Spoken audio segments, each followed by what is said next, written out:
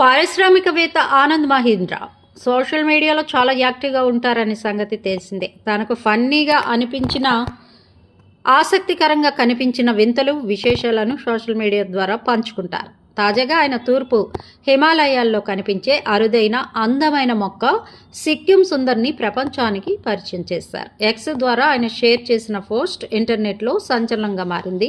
చాలా మందిని ఆకట్టుకుంటోంది. స్థానికులు సిక్కిం సుందరి అని పిలుచుకునే ఈ మొక్కను శాస్త్రీయంగా రూమ్ నోబెల్ అని పిలుస్తారు.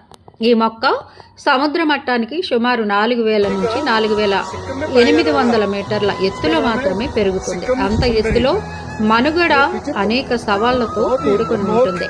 ఈ మొక్కలు పర్వతాలపై దీప స్తంభాల్లా మెరుస్తూ ఉంటాయి. ఈ మొక్క జీవిత చక్రాన్ని పరిశీలిస్తే చాలా వింతగా ఉంటుంది.